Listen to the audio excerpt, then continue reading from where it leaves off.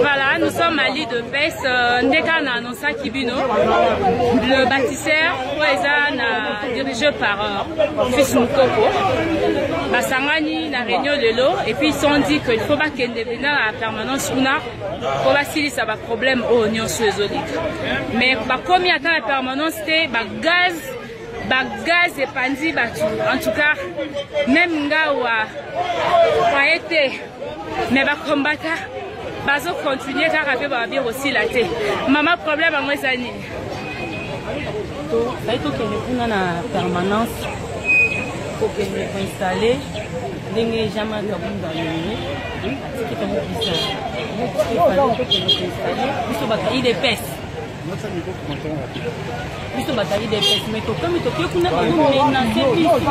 la révolution a toujours mangé ses fils.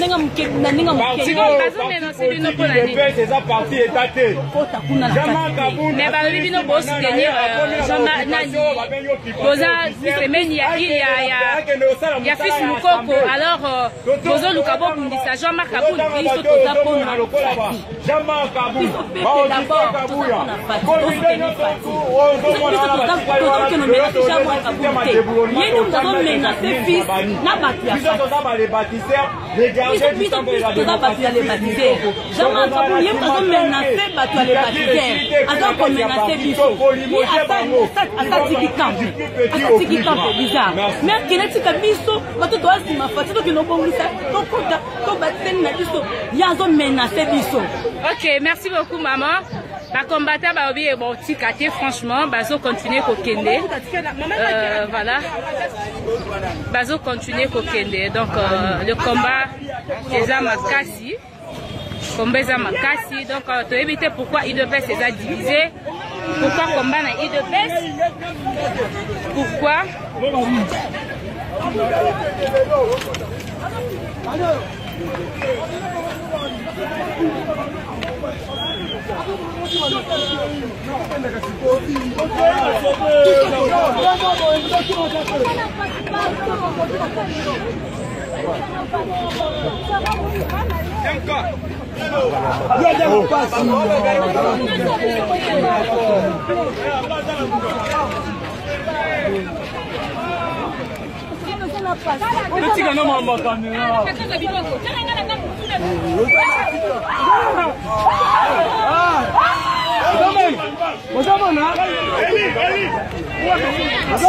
Moto, moto.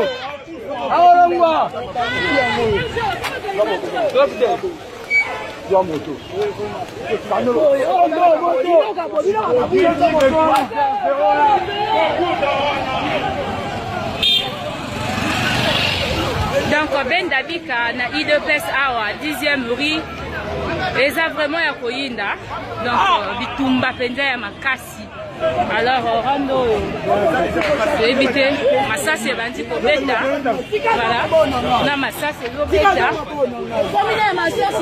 et comme vraiment ya masasi pardon papa pardon national pardon je n'ai pas si pardon comme la calme nationale nationale la calme la calme national jala kimia balu kandayo balu jala kimia balu kandayo kabunda do lukayo jala kimia jala kimia mama mama jala kimia balu kandayo mutuno ne balu kasi ba balu kandayo dans ma salle saison mais ça dans gaz en tout cas moyen de vraiment il de fait non kabunda do ça les gens biloko ya PPRD ça veut dire que za kabilanda mutado tinda ye national jala kimia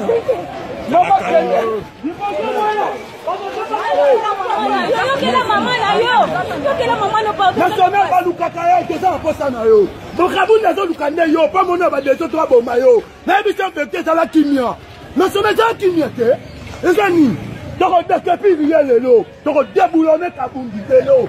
Non, de déboulonner qui m'en fout. Ya, bosi ma. Non, papa na maman va tout faire les colons na pour la IDPS. Bon, nous gagnons mutu na yo pardon na pardon. Banda photo. Mais ça n'a pas photo na. Parce que na pardon, yo que la biso pardon national. Vous en a pas.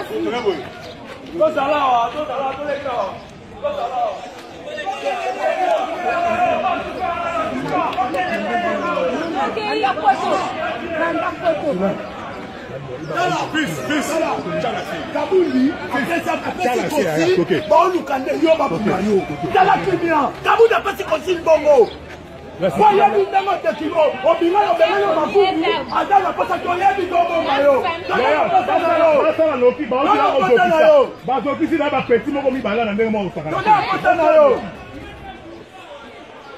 Kabundi la kiti manche, Kabundi la kiti manche.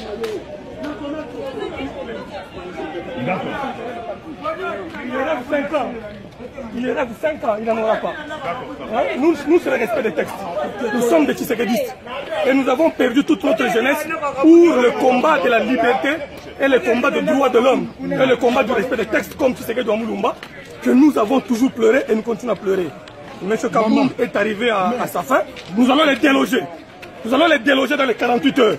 Et je demande au général de la police de ne pas s'immiscer dans les affaires du parti. Parce que légalement, il n'est pas appelé la police. Il ne peut pas appeler la police parce qu'il n'est pas le plan de l'UDPS. Toi, sur la table, ça va coûter. Toi, sur la table, ça va coûter. Dirigé par 3 personnes. Natango bagaz ezobeta mawa bandeko bazoki. Est-ce que eza idée ya malamu to sensibilisation ya malamu? Mutatindi batu ba police na baya. Teza Kabundi. Azoluka batu ba kufa ce que temps na temba tu faut tu ba kufa au moment où nous sommes au pouvoir. Mais Sakanda, le Sakanda. Mais pourquoi pas suivre une voie pacifique pour que... Ils se sont vus hier avec le président de la CDP. Nous sommes là pour que la légalité soit appliquée dans toute sa lettre. On lui a lancé une invitation. Nous ne sommes pas quand même dans un jungle il est informé. Notre parti ne peut pas être dirigé par une personne qui n'est pas un barbare ou voté par le Congrès. En dehors du Congrès, l'intérim exige 3 personnes. Et nous ne permettrons pas à quel moment ou à quelle minute un individu comme celui-là diriger notre parti. Nous allons le mettre hors de état de nuit. Parce que nous n'avons pas eu peur de Mobutu. Nous n'avons pas eu peur de Kabila Mouzé, ni de Joseph Kabila. Nous avons combattu jusqu'à la minute. Ce n'est pas cet individu-là que nous aurons peur. Nous allons les déloger de l'UDPS parce que c'est un usurpateur qui avait d'abord trompé qu'il était un Katangé pour bénéficier de postes de secrétaire général. Nous en avons marre. Notre jeunesse a été engagée dans ces partis pour la vérité et la démocratie. Nous avons dit. Voilà, donc ça continue. Vous voyez, ce sont des combattants au bazar vraiment la Kanda. Alors, Toyoki Bongo Masasi Ezobeta, Bagaz, Epandi Batu, Tomoni, Bande comme Soussou Bazoki, en tout cas. On ne sait pas ce qui est de peste. Ezokumba epa ya Jean-Marc Kabound ezali bongo IDPS ya ba combattant soto ezali IDPS est commis divisé actuellement et pour l'unité de l'IDPS to éviter to kosala na lopoto bigana yepona na lobango na ndenge ya lingala monde mobimba bayo kake le lot nous l'IDPS au niveau national pe na kati ya Kinshasa nous désavons Jean-Marc Kabound et toute sa bande. Nous n'avons pas voulu bazana kati wana nous le mettons hors état de nuire. Denge toza bongo toza liboso ya temple ya démocratie ya papa Etienne Tshisekedi wa Mulumba. Le fils Mukoko Benoît tozaki na balabala, batu nyonso to baza ba combattant ya la liberté bazaki na balabala, les bâtisseurs Sima ya muto biso tobaki Jacquemain Chabani to accompagné na lutte o na tiake tozwa permanence à IDPS, oza prise en otage. Les balles ont retenti pas mal, il y a eu des morts et des grincements dedans. Bateau, ceux qui y a des combattants qui sont morts.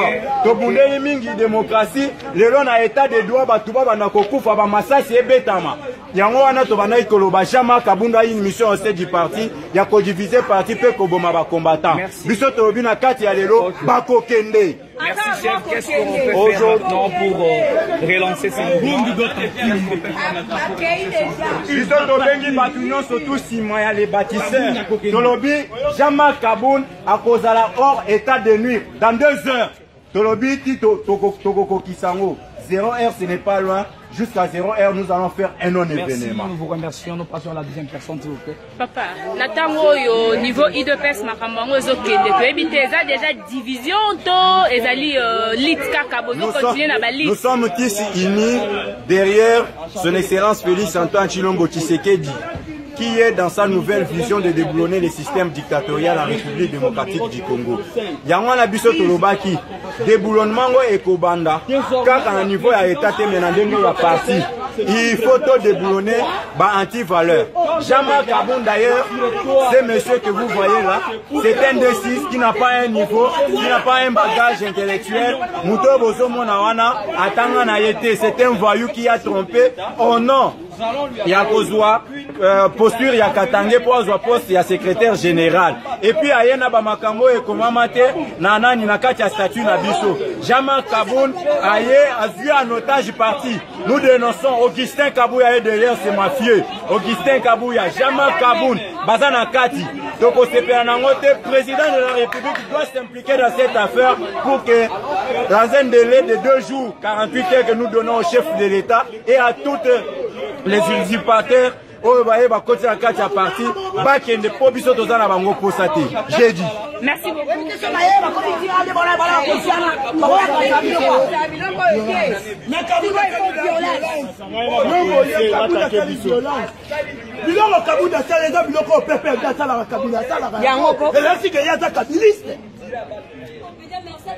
Et là on dit non si la raté, Bamakungu batika parti. Et là on dit si la raté. Déjà que vous sali parti na yo kende na auto. Na tangwakala na Royaume Congo pona kozwa konzo ya kayu ko umela na musala pe ko sepelisa ba maman mibali bazalaki ko salela sekele ya bokoko na biso. Et sengo zalaki na ba famille sans problème. Lelo pona kozongisa sekele ya bakoko. Congo Nature, une société congolaise de la Californie USA, expert en fabrication de produits 100% naturels. Et solo linabam fumu ya boala, pe ba memeli bino, formule ya sekele ya konzo ya mibali, konzo force. Ozana posa ya kokeni ba vacances, qu'on multiplie ba mbongo ya kayu pona papa. Pe ke mosala ekoma kitoko, mama ko hésité te, sombela papa, konzo force, po esengo ezonga na famille, sans problème. Konzo Force, un produit 100% naturel fait à base des plantes du Congo et bien dosé par la dernière technologie des spécialistes de la médecine américaine. Et très moins cher, avec seulement $20, obtenez une boîte de Konzo Force. Le stock est très limité, appelez maintenant au 15 14 700 21 99.